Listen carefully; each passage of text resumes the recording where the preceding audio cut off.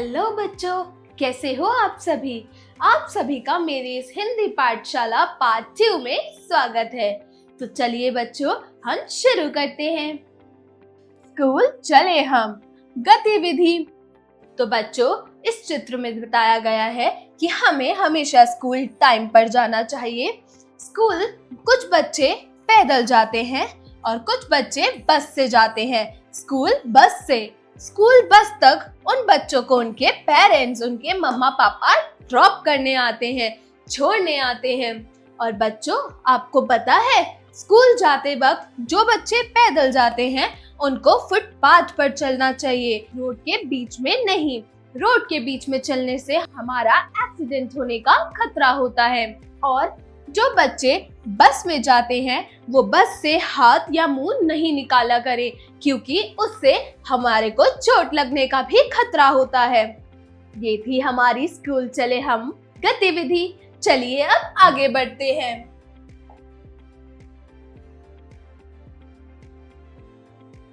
आओ दिवाली मनाएं, चित्र पठन। तो बच्चों, दिवाली एक बहुत अच्छा फेस्टिवल है, एक बहुत अच्छा त्योहार है। दिवाली मनाना तो सबको पसंद होता है, हर कोई दिवाली बहुत धूमधाम से मनाता है। तो यहाँ पे कुछ चित्र दिया हुआ है दिवाली से रिलेटेड। इसमें जो बच्चे हैं वो दिवाली मना रहे हैं। तो चलिए हम भी इस चित्र को ध्यान पूर्वक देखते हैं और दिवाली के त्योहार के बारे में जानते हैं। आओ दिवाली मनाएं, चित्र पठन मतलब चित्र पढ़ने के लिए। तो बच्चों, इस चित्र में दिखाया गया है कि हमें दिवाली की सुबह रोज उठकर अपने बड़ों का आशीर्वाद लेना चाहिए। दिवाली पे लोग अपना घर सजाते हैं, उसकी बहुत अच्छे से साफ सफाई करते हैं। कुछ लोग दिवाली पर रंगोली भी बनाते हैं। दिवाली पर हमें ढेर सारे दिए जलाने चाहिए। दिवाली पर बच्चे पटाखे भी फोड़ते हैं, फुलझड़ियां, अनार इत्यादि जैसी चीजें जलाते हैं। दिवाली पे हर घर में एक लक्ष्मी पूजन किया जाता है, लक्ष्मी गणेश जी की पूजा। पूजन के बाद हम अपने पड़ोसियों में, अपने परिवार वालों में मिठाइयां बांटते हैं और बच्चे पटाखे जलाते हैं। दिवाली वाला दिन या कभी भी पटाखे नहीं जलाने चाहिए। क्यों? क्योंकि जब पर्यावरण में, एनवायरनमेंट में प्रदूषण की मात्रा बढ़ जाती है तो उससे हमारी हेल्थ इफेक्ट होती है, हमारी सेहत इफेक्ट होती है, उससे हम बीमार पड़ते हैं और कुछ लोगों को तो सांस लेने में दिक्कत, खांसी इत्यादि जैसी बीमारियां भी होती हैं। तो हमें दिवाली का त्योहार या कोई भी त्योहार मनाना तो बहुत धूमधाम से चाहिए, लेकिन एनवायरनमेंट का यानी पर्यावरण का ध्यान रखते हुए। तो चलो बच्चों, अब आगे बढ़ते हैं।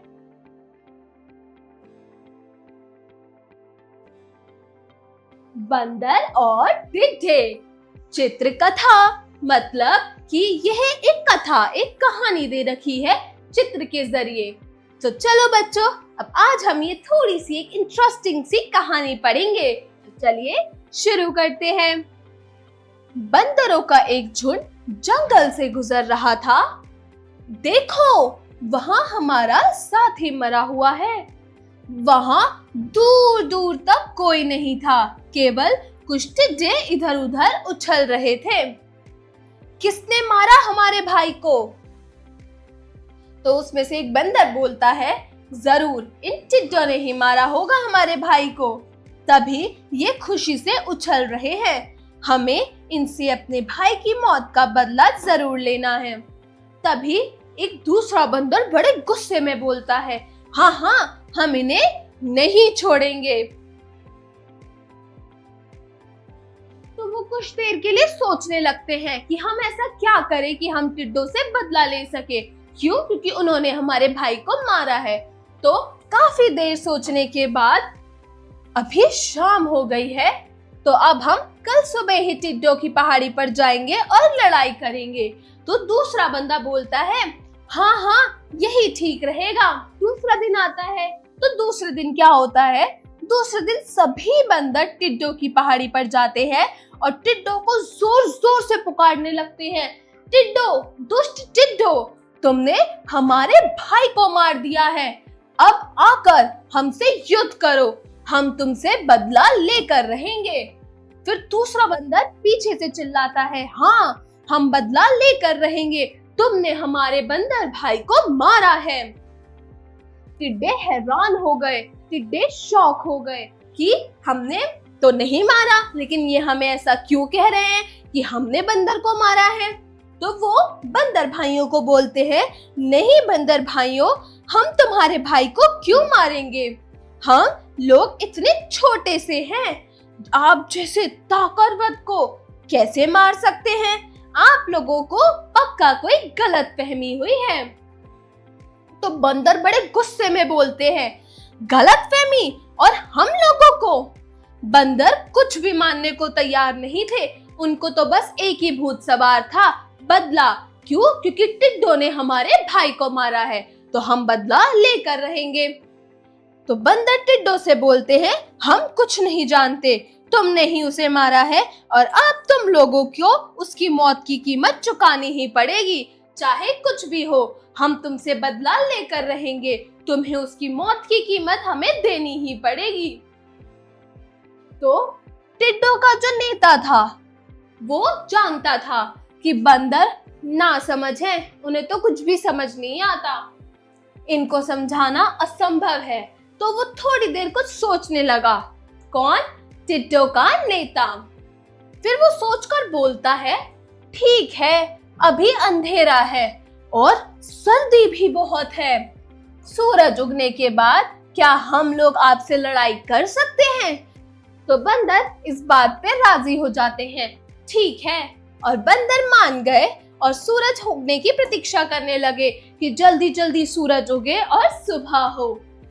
थोड़ी देर में जब सूरज उग जाता है तो सूरज की गर्म किरण से टिड्डे जो है वो बहुत ज्यादा गर्म हो जाते हैं। जो सूरज की गर्म ऊर्जा आती है उससे जो टिड्डे हैं वो गर्म हो जाते हैं। फिर क्या? फिर तो टिड्डे और बंदरों की लड़ाई ही शुरू हो गई। तो जैसे ही बंदर उन्हें मारने के लिए जाते, टिड्डे पता है क्या करते? टिड्डे उछल उछल कर बंदरों के सिर पे बैठ जाते। टिड्डों को किसी बंदर के सिर पे बैठा दे, दूसरा बंदर अपने हाथ पे मोटी सी लकड़ी लेकर उसी के बंदर के सर पे मारता। टिड्डा तो उड़ जाता, लेकिन बंदर का सर फूट जाता और उसके सर से ढेर सारा खून निकलने लगता। इसी तरह बंदर एक दूसरे के सर फोड़ने लगे। जिस बंदर का सिर फूटता वह और गुस्से में आकर दूसरे बंदर के सिर पर बैठे टिड्डे पे पूरी ताकत से हमला करता। टिड्डा उड़ जाता और फिर बंदर का ही सर फूटता। अब की बार तो मैं इन टिड्डों को मार कर ही रहूंगा, चाहे कुछ भी हो जाए। फिर क्या? फिर बस कुछ इसी तरह से टिड्डों को मारने के चक्कर में मूर्ख बंदर एक दूसरे का ही सर फोड़ते रहे। टिड्डा तो एक भी नहीं मरा, लेकिन बंदरों का ही सर फूटता रहा। बंदर को ही पिटाई होती रही, बंदर ही मरते रहे, एक के बाद दूसरा, दूसरे के बाद तीसरा, चौथा और फिर पांचवा। ऐसे देखते देखते सारे ही बंदर मरते जा रहे थे। सारा मैदान बंदरों की लाश से भर गया था। फिर एक आलसी बंदर जो एक तरफ बैठकर सारी लड़ाई को देख रहा था, सारी घटनाओं को आंखें मटका मटका कर देख रहा था, उसे सभी बंदरों को देखकर कुछ भी समझ नहीं आ रहा था कि यह हो क्या रहा था और ऐसा क्यों हुआ। वो बंदर फिर सोचने लगता है कि अब मैं क्या करूं।